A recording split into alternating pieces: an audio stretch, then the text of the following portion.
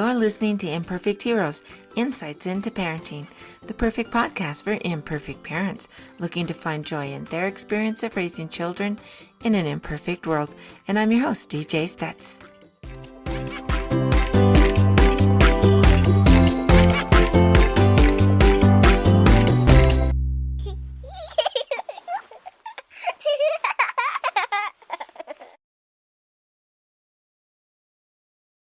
Welcome, everybody, and thank you for choosing to spend the next few minutes here with us at Imperfect Heroes, Insights into Parenting. And we have an amazing topic today with an amazing guest. So we're talking today about teaching with the end of mind, which kind of reminds me of the 7 Habits, right? A Stephen Covey thing. But before we get started with my wonderful guest, Chaya Garcia, I just have a couple of things I want to make you aware of. You all know about my book, Roman is Bigger. I've been talking about it forever. Well, guess what? There's 2 more. So we have the sequel. There's Roman is a Bigger Brother, which I just had so much fun. I was at an elementary school just yesterday, actually, and I was reading it to the school, and they just loved it. And some of the kids even asked me for my autograph. That was kind of fun. Oh, love They're that. so excited to meet an author. You're an author. But it's a fun story. It's our same kiddo, Roman, and he gets a little brother. And is this a good thing? Is this a bad thing? It's a fun book. And then this is not related to Roman because it's about fish, but it's Oscar's True Friends. And it's just about a lovely fish, Oscar, who's struggling with some things and winds up helping his friends realize that we are amazing just the way we are. And we don't need to be the same, nor do we want to be the same. And we can value the talents that we each have. And so there you are. You can get those books on Amazon, Barnes & Noble, Walmart's website has it. So feel free to go. And the link is down in the show notes to find that out. And then along with this, I wanted to we have so much fun at our Parent Perspectives workshops. And those are available free of charge for anybody. It's the 4th Thursday of the month, and we just have a great time talking about all kinds of different topics, sharing stories, the good things, the hard things, coming up with ideas to help each other, and it's just a fun workshop. It's 50 minutes, and the link to register for that is, again, in the show notes, and so we'll just have some fun there. All right, let's get going. Chaya, and I took some practice to get that name down. You did so good. Oh, thank you. Well, it's important to say somebody's name. It's their name, right? And so we want to respect and honor who you are. And so, Chaya, you've got just a great program that you have going on. Before we get started on our topic, let's just take about 30 seconds and let everybody know what you do. Yeah, awesome. Thank you so much for having me on your beautiful, holy, and inspirational show. I am a relationship expert, and I help single people attract their highest potential of love to basically guarantee them a super sustainable and healthy, drama-free relationship. And the way that I do that is through 2 different offers. We have a mastermind, which is basically a very powerful community plus coaching program, which you can go to Epic Love Mastermind, or an Epic Love Blueprint, which I have like for really successful women who have totally mastered the business, but not necessarily the love. And that's the Epic Love Blueprint. And if you have any questions on how to date or get good advice, or how to heal from a divorce, or how to find the right person, you can find me at Epic Love Expert on Instagram and Facebook, and send me a DM and we will chat and I will help you out. Wonderful. And so as we got talking, and when I first heard about you, I thought, I don't know if that's going to be a fit for us, because we deal with kids and all that. Well, then you and I actually met and we had a lovely conversation. I thought, oh, no, she's a good fit. Thanks, I agree. Yeah. And we just came up with some great ideas. And it's funny that if we can get our kids to start thinking about what do I want to happen? And so that's a lot of the executive functioning that you'll hear about with teachers in education. We talk about executive functioning. Basically, in a nutshell, it's just making decisions based on outcome. Yes. That just makes it like a 1-sentence little thing. But so what do I want to have happen? And the way that you talk about with relationships, you're teaching adults to do that same thing. If we can get this kind of mindset and thought process going on in our kids when they're younger, it's not going to be the drama and all the traumatic things when they're older. They're already used to making those decisions based on outcome. And so, in fact, that's one of the things. So I work with the school district here, and I help with kids who have emotional behavioral problems. And one of the questions that I'll ask, not necessarily a kindergartner, but from second grade up, they can start thinking about this more, is when someone sees me walking down the hall, what do I want them to think when they see me? Yay, it's Joey! Or it's like, oh, it's Joey. Right? And have them really start thinking about, then, if I want people to be happy to see me, what do I need to do? Yeah, I mean, a beautiful way to take that question and bring it to the next level is when I see myself, how do I want people to see me? Because the truth is, people are, sometimes a reaction of who we are. And sometimes it's completely disconnected and they just had a fight with their mom and they're going to not be happy to see anyone. And it's not a reflection of who we are or how hard we worked on or how successful we are. So I think a next level to that question would be, next step. Yeah, is like that question with sparkles on a unicorn is when I show up and see myself in the mirror. How do I want to see myself? Am I proud of my behavior? Am I happy to be alone with myself? Do I need to distract myself? Do I feel uncomfortable in that space? Because when we walk into this world, whether you're a small child or a big child, you don't want to compare yourself to other people in the sense that you want to be like them. You want to be like yourself and then follow and copy only the successful behaviors. Like if someone's really famous, but they're not very healthy, you don't want to be like them. But if someone's less famous, but they're super healthy, they have a great marriage, they treat their kids really well, they prioritize family over money, then that's a behavior to compare yourself to of how do I become successful like that? And so the part, that reflection that you say when I meet other people, it's like, how am I showing up in the world for myself? What am I proud of my behaviors? Yeah. And that is something that's really, so when you look at child development, once you can say, let's look at the mirror and see, what do you think when you see that? That's something that's going to happen probably third, fourth. When they're little, they look more at like, I don't do the wrong things because I get in trouble. It's not because it's the right thing to do. And it's not that they're not a good kid or whatever. It's just that kids don't develop in a way that the first thing that they're going to learn is, oh, I get in trouble. As they get older, they're going to start learning more about, well, this is the right thing to do rather than I don't want to be in trouble. And once they hit like 8, 9, around there is when they're really going to be able to start looking in the mirror and asking those important questions that you just spoke about. I had to laugh a little bit because when you were talking about having them look in the mirror and see who they are and how they show up, that's totally what we're talking about in my Oscar's True Friends book. And I love it. So, yeah. I'm like, oh, that's perfect. But so, yes. So then what are the conversations then that we want to have with our kids to help them come to that determination? So even if it's something like, I want to get an A on my spelling test. That's the end. That's their goal that they're setting. What decisions do I need to make? What time do I need to spend to get that goal? How important is that goal to me? Some kids really don't care if they get an A on their spelling test. Parents care usually more than the kids.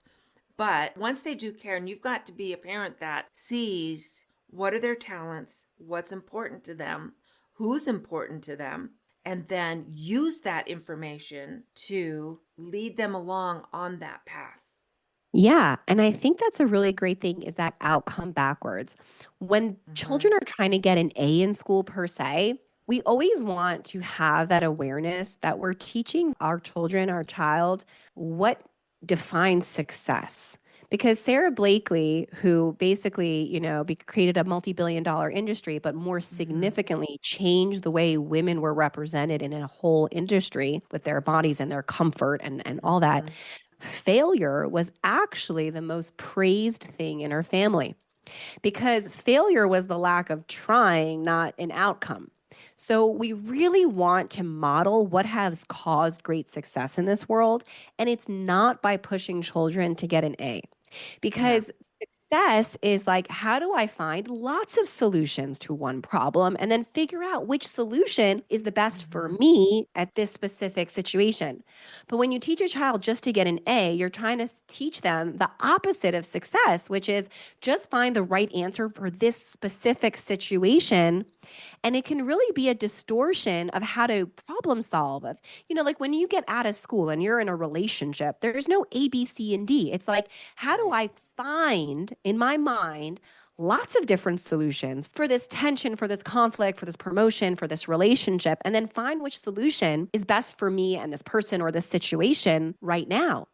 So it's important that when you're thinking about having your kid have success, that you make sure always to speak about that their worth is not attached to the outcome. Like if they get an A or an F, they're still just as Still the successful and same. And they're still loved. yes, And they're still yes, wonderful. Right. yes, And two, that's why I kind of was saying that if that's important to your child. Because to some kids, getting that A in spelling, they don't care less. Right. And yeah, honestly, I have to wonder in yes, education, like, how important is that spelling test with all the technology that we have these days? seriously. And it's just going to get bigger and bigger and bigger. But that's another topic for another day.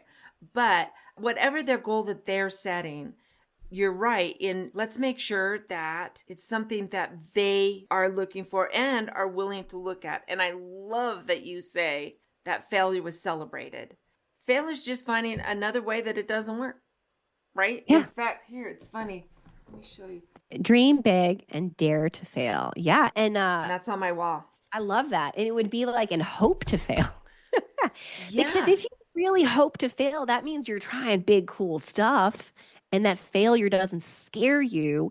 And you become unstoppable in creation and success and relationships and Right. money and business and life. Fear is what stops people from making the right decisions with their children. They're afraid to hurt their child or they're afraid for their child to be in pain. But what if we weren't scared of failing and we just went in with a safe space of, I want to try my hardest and pain isn't that bad and fear's not going to hold me Mhm. back and I'm going to do what's right anyway? Yeah. In fact, gosh, a few weeks ago, we did an episode with Lenora Edwards, and we were talking about persistence and patience, which kind of ties into this that if you fail at something, that doesn't mean you go, oh, it didn't work. I'm not going to try that anymore. That's not what we want for our kids. Oh, great. Maybe I need to, as a parent, Yes. build some other skills for them outside of that. Those peripheral skills that are going to allow them to try again and have better success the next time they try. And so we can talk about next time a lot. That didn't work. Oh, you'll get it next time. Or let's figure out how can we do it better next time so that they're thinking, oh, there's this next time that I got to look at this, right? Yes. And so it's really kind of tied in to that as a parent, my job as someone who is working to create these independent thinkers that are willing to work and try, do hard things, all of those things, that if I want that for my kids, what am I doing as a parent to set up the environment so that we're leading our kids, not pushing them, we are leading them, we're mentoring them in a way that they're going to be confident and willing to try again. Yeah. And I think the best way for parents to do that is to model it. Stop being afraid to talk about negative emotions. I was just having a conversation with a mother and she was really struggling. Her grown kid now, not so grown, but grown kid is struggling with mental health issues and all this stuff. Mhm. And a big part of mental health issues is in the family space, in the inner intimate circle where no one's there. You don't talk about your emotions, your feelings, your fear, and then it can build up inside of someone where what Mhm. naturally happens in life aren't processed properly because there wasn't a safe space to be dark and raw and real. And one of the greatest child books, children for mom books, How to Talk So Kids Will Listen and Listen So Kids Will Talk, and Siblings Without Rivalry, the same Yeah. authors. They say if your one kid says to you, "Oh, I hate my sister," and you're like, "Don't say that." What you're teaching your kids is negative emotions don't have a home here and you have to do the right thing versus being like, "Oh, yeah, I hear you. You must be really angry to say something like that." Or if they say to you, Right. "Mom, I hate you right now," and you're like, "Don't say that to me. You have to love me. I love you."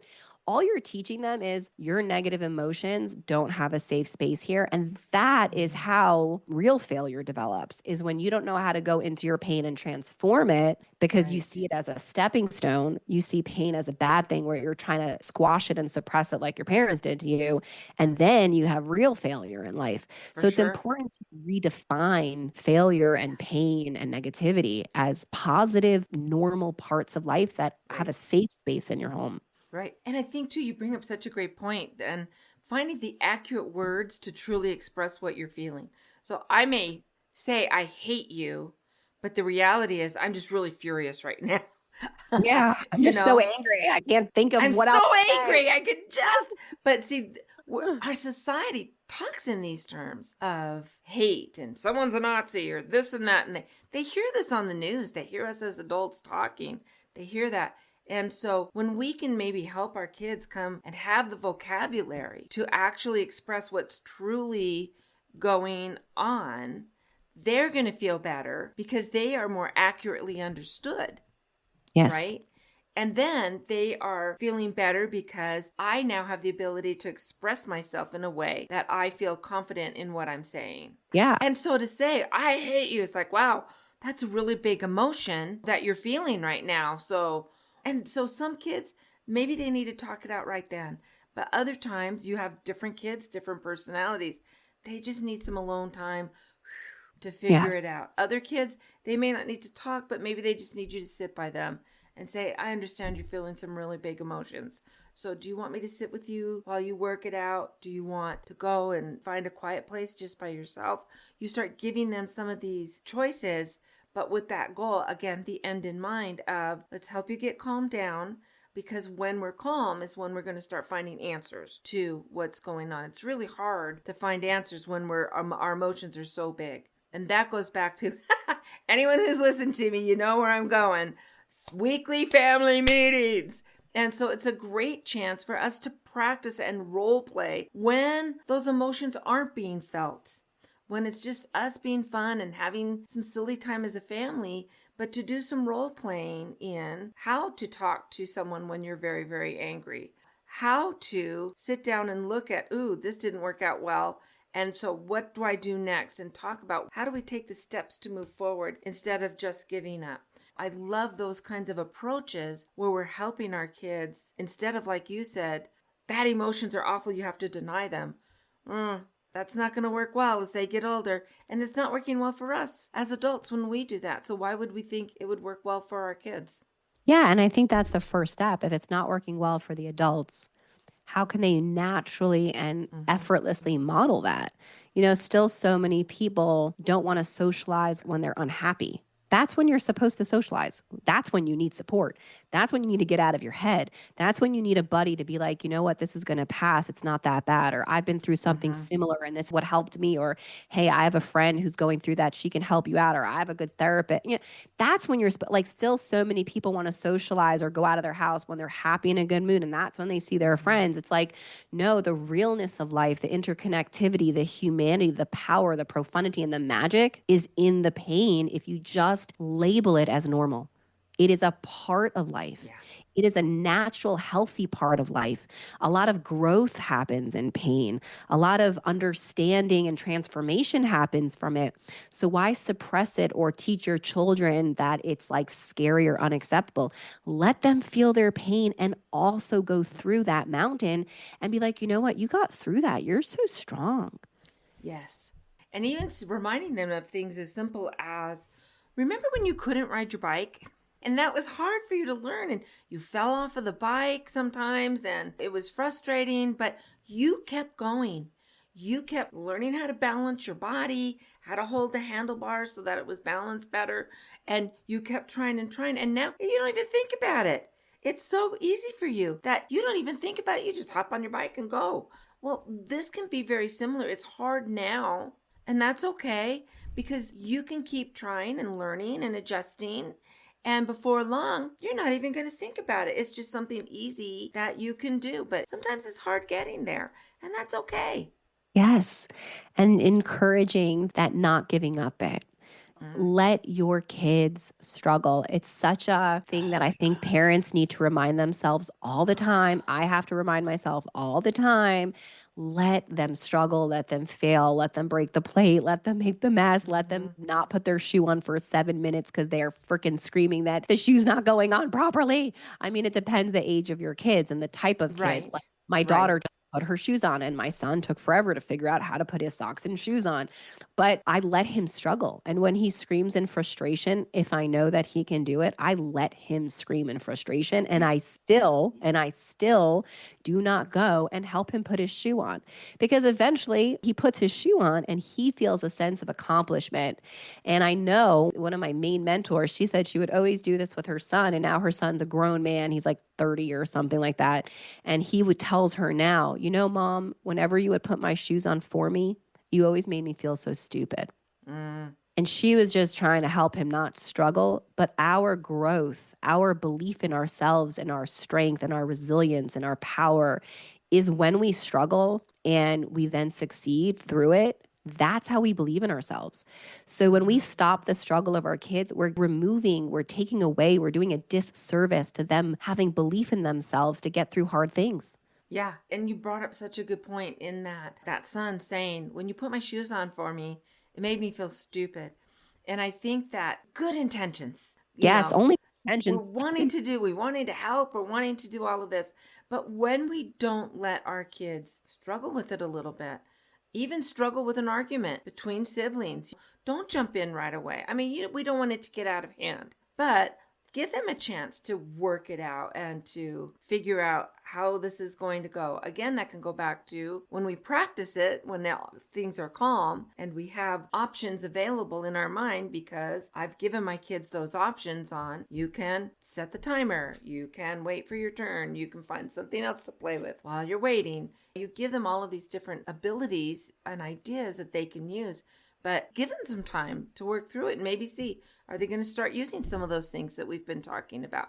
And you want to keep an eye, because if it does get kind of out of hand or where it's going to impact the relationship and stuff, then you're going to want to step in with kindness, not with anger, and to say, okay, I can see that this is struggling. Let's talk for a minute. And my big thing, and I use this at the schools all the time, is I'm going to listen to usually the youngest kid, because they have the least patience. I'm going to listen to the youngest kiddo first, and they're going to tell me everything. And we're going to listen, you and I. And then when this youngest sibling's done, it's going to be your turn to tell me everything that you're feeling and going on. And then we can talk about, well, here's what I'm hearing. Do you have any ideas then on how we can fix that? Or I hear that so-and-so is feeling bad because of this. Well, I didn't mean to. Okay, well, that's how they're feeling. Do you have any ideas on how we can move forward then? And now we're putting it back on the kids. We're teaching them to come up with those ideas rather than, well, you're not going to do this and you go to your room and you do this. But that's just avoidance, and we're not giving them skills. Yeah, 100%. And those skills, like when we had our pre-interview, like we don't want our kids to be happy. We want our kids to have skills, because most of life are going to have happy and unhappy moments. And they need to know how to get through those unhappy moments without defining them as bad because they're going through negativity or negative thoughts or something of that nature. So one of the best ways to handle that is, again, to practice it. And also with the sibling thing that you mentioned, like what you said, don't get involved unless there's physical violence. Like once it gets physical, get involved. But one of the things that I learned that really helps me with my kids is they go, Mommy, he did this to me and he didn't. I want him to give me the toy, or he stole it, right? And I'm like, you need to talk it out with him. I never play God and dominant authority. It's been a lifesaver for the sibling piece in my family, because they're like, Mommy, just tell him the internet. And I'm like, this is your relationship with him. My kids are 4 and 5, but they get this. Guys, kids understand a lot very young. And I say, your relationship is with him. Talk it out with him. If you want him to give you back that toy, then ask him really nicely for it and see if you can connect with him and communicate. But I'm not like, okay, Evie, I saw you steal it from her. I saw you take it from her when she was playing. Give it back now. Because you want to be that God of reason and justice, but it's not your Mhm. job. And it's the skill that they're going to need when they grow up. If you want them to have a relationship with their sibling, for you never to step involved. Because if they don't know how to work through conflict between themselves and they only try to seek an external source or authority figure, they're never going to learn how to manage those uncomfortable spots to actually get Right. through the relationships in their life in a really healthy, functional way. Yeah. And two, it also teaches them I can be mad at you and still love you. Yes. And we want them to know that I can disagree with you and I still love you as my brother or my sister. They can have that disagreement, but at the same time, this is something that's going to expand. Look at our world right now. Yes. If I don't agree with you on like a political issue or something, then I have to ban you. I have to cut you out of my life. I was so sad. I have another group that I meet with monthly, and it's just with other entrepreneurs and business people and stuff, networking. You know all about that. Yep. And there was a guy that came in, and in January, he went to the inauguration. He got invited by a local, a state senator, and they were so excited. So they went and they were helping out and volunteering. Well, this guy's like, I'm old, but he's older than me, and he has a daughter in her 50s, and she is so upset with him for even going. And he's been to others with other political parties. It's just part of history, and he loves being a part of it. But the fact that he went this time, he said, my daughter won't speak to me. It's crazy. She's like, cut me out. She won't even speak to me. And I thought, holy moly, I don't care what it. He's like, you don't know how much more time you have with this guy.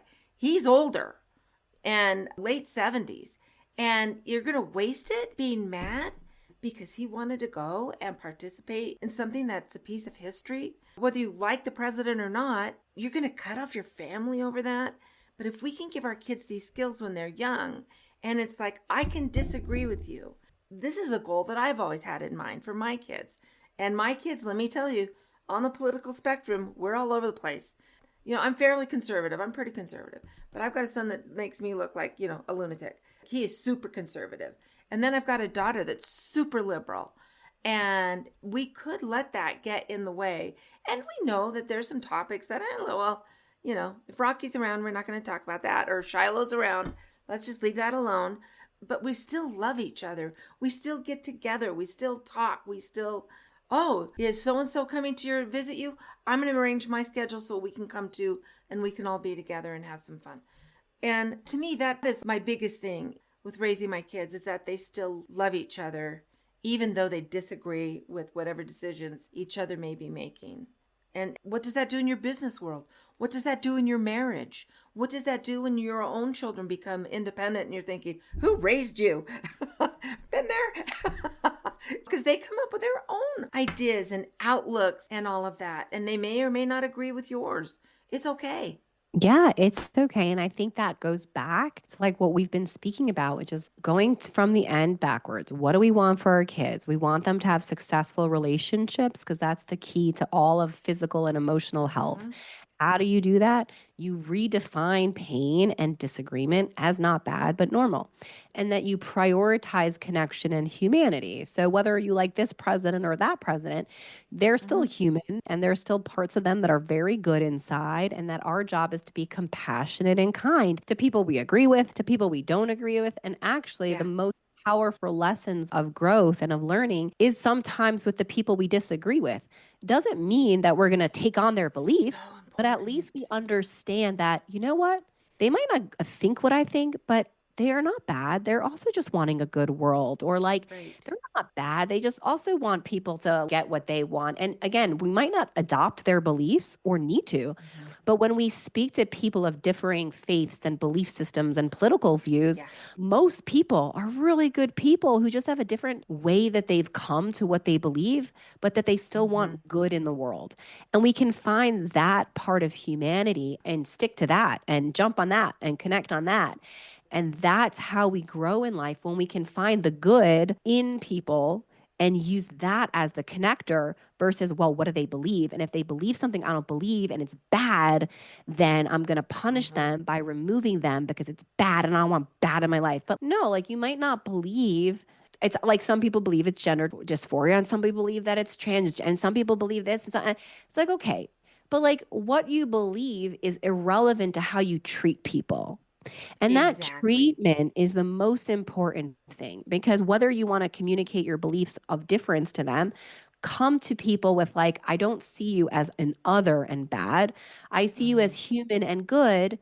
And let's focus on that and use that as the main foundation for how we move forward in our relationships. Agreed. And that kind of approach can really serve our children as they get older and as they're making those connections. And then I think the most important decision you will make in your entire life is whom you choose to marry and raise a family 100%. with. 100%. There's nothing that'll change a life more. Oh, he's handsome. Oh, he's got money. Oh, she's this. Oh, she's that. And it's like, oh, goo. Yeah, no, they're a nightmare.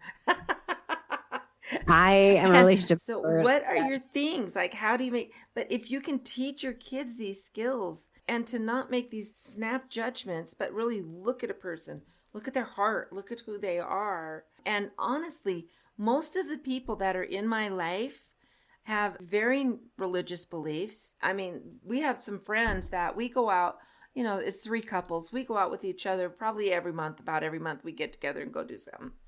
I love None that. of us are the same religious beliefs. We even have a variety of political beliefs in there. And yet we're really good friends. And they're a blessing in my life. And so if this is what we want for our children, and honestly, this is what's going to heal our country and the world. Fine. But if this is what we want for our children, then we need to do that parenting with that in mind and with a plan how we're going to get our kids there. And I think with an understanding that the path that's going to get Shiloh there is not the same path that's going to get Candace there. You know, those are the names of my kids. Yeah. And that there isn't overlap. The one thing to focus on, because I'm sure there's so many different parents listening.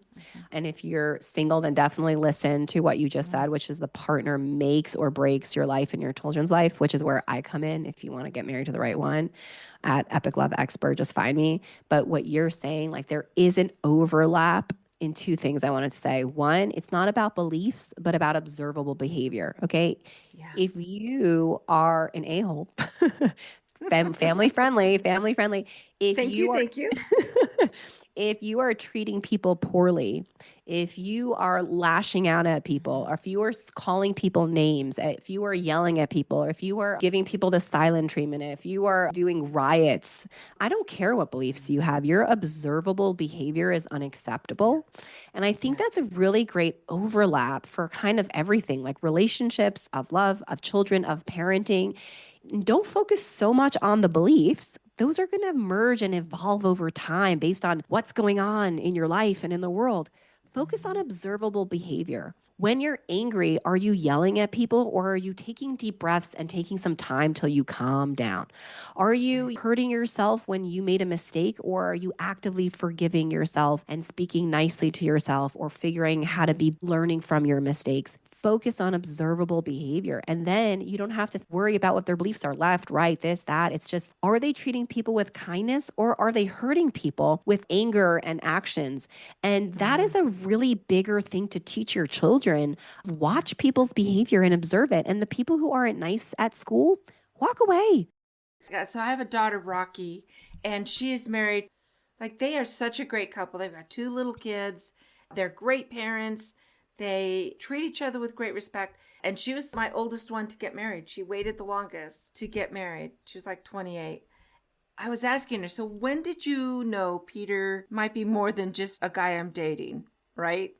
And she said they were actually in Mexico and he was dealing with a car rental and they were doing what some of these companies do and trying to mess around with them. And she says, I could see he was mad. Like, he was upset. He never raised his voice. He stayed very logical.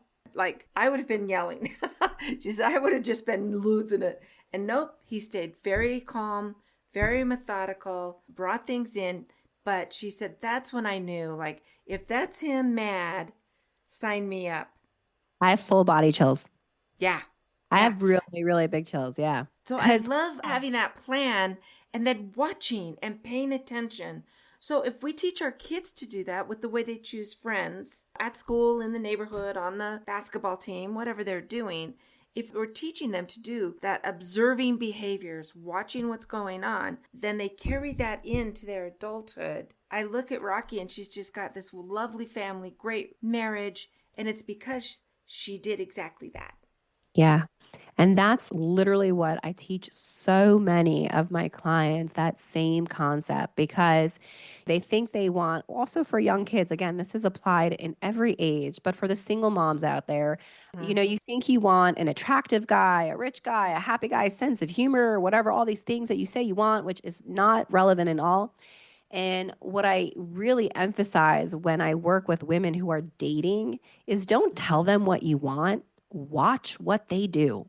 Don't tell them you want them to walk you to your door at night. Just see how and what they do. Don't tell them you want them to call you whenever. Just see if they call you. Don't tell them it's so important I marry a guy who actually says what he does. Just watch and observe if his actions follow his words. And if we can teach that to our children, that what we really need is to not accept unacceptable behavior and to observe how our friends are treating us. And if our friends are not treating us good, we don't try to make that relationship work. We walk away and we find a friend who's already kind and kind to us.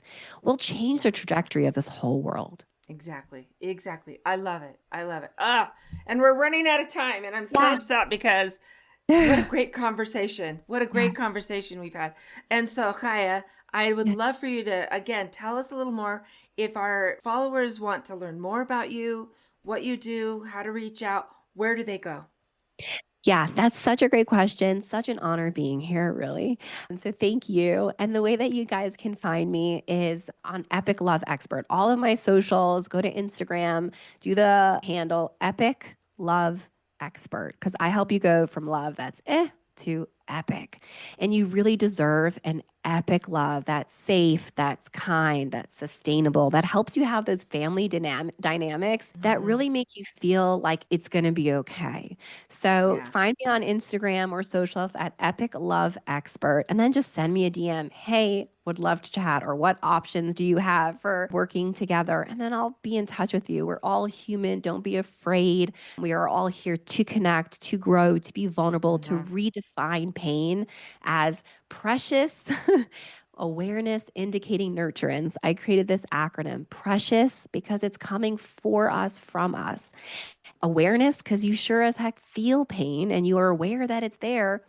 Indicating, because it's trying to tell us something. Nurturance, you need nurturance. You need more attention, forgiveness. Something is needing you to be nurtured. So let's redefine pain. Let's have better relationships within our marriage and with our children, and be the change that we want to be in the world so we can really have an epic life. I love it. Thank you so much. So, Chaya, we always end with our guests. I ask them the same question. We know, hence the title, there are no perfect parents. They don't exist, never have. But some parents do kind of seem to be more successful than others. How would you describe maybe a successful parent? I describe a successful parent that's able to communicate pain and ask for forgiveness. So I make mistakes all the time. Up, shocker. But What? What? But I am so quick to talk about it, to take full responsibility, to never put the blame on my kids, and to ask for forgiveness. So the other day, my child, I was like busy with work, and my 4-year-old came to me and he screamed, like, he's like, Mommy, the drink doesn't taste good. So I like just tried to sip the drink to see it. And he was so angry that I sipped this drink that I should not have sipped. And so he screamed, oh, and then I was like, oh. And then I threw the cup on the floor because I was like so startled at the pitch of the screaming in my ear. And he got so scared that I screamed and started to cry. And so I went to him afterwards when he was a little bit more calm. I am so sorry. I got scared from the loud noise. Mommy has such sensitive ears. I'm so sorry I scared you when I scream. It had nothing to do with you. I just got really afraid from the scream because of my sensitivity. And so now he knows mommy's human. She's going to make mistakes. What does she do after it? She apologizes. And then I take full blame because it wasn't his fault that I reacted that way. Did he scream in my ear? Is it his fault? I don't know. Who cares? But the point is I'm not blaming him for his behavior. I'm responsible for my reaction. I'm just going to say that again. That's so powerful. I'm not blaming him for his behavior. I'm taking full responsibility for my reaction. And if I was in a different headspace, maybe I wouldn't have screamed, but I was so distracted that it startled me. I didn't expect it. Yeah. And it was my reaction that I need to take responsibility for, not blaming, well, you scream at me and you can't scream at mommy. And if I make a mistake because I sipped your drink, that's not the way you treat me. And get over it. And don't be a little brat. I'm going to make you more drinks. And I'm the one who made you the drink. So of course I can sip it. And that's what I hear so much parenting, just putting all the blame of behavior of reaction onto the kids when you're an adult. And even if you're working with an adult instead of a kid, take full responsibility for your reactions. And if you don't react in a way that's beneficial for growth and connection, learn how to say, you know what? I could have done better. I'm really sorry I hurt you. I'll work on myself. And for the future, if I sip your drink, try not to yell at me. I promise I'm only trying to help you. Yeah, I love having that conversation and talking and owning. Isn't that what we teach our children? Own your behaviors. But it works for adults too. We have to own our own behaviors and responses. Yeah. So. And then when we can do that, they can look up to us as a safe space. Mommy makes mistakes and she gets through her pain when I'm making a mistake and I don't feel like I'm doing the right thing. I know that because mommy's so open with her pain and mistakes and flaws, I will now know who to go to when I'm in my darkest moments because she expressed that that's normal and okay. And now I know that I'm normal and okay too in my dark spots. And I won't go away from her and hide. I'll actually go close to her as my guide. Love it. So true. So absolutely true.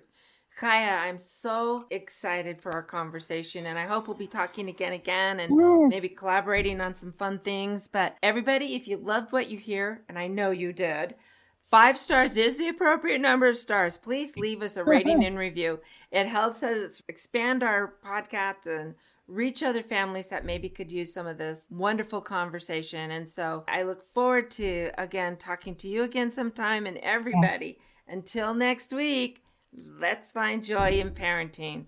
See ya. Thank you so much for sticking around to the end of today's episode of Imperfect Heroes. Parenting is truly one of the most rewarding journeys we can take. But let's face it, it can be incredibly challenging, and sometimes we make it harder on ourselves than it needs to be. The good news is that with a little bit of work up front, there are practical steps you can take to bring more peace and joy into your family life. I am passionate to share these strategies and insights with you. If you're ready to step on the path to joyful, effective parenting, I invite you to schedule a family checkup. Just click on the calendar link in the show notes below, schedule a time that works perfectly for you, and let's work together to create a more harmonious and happy environment. And remember, every small step that you take today makes a big difference. So thank you again for joining us, and until next time, let's find joy in parenting.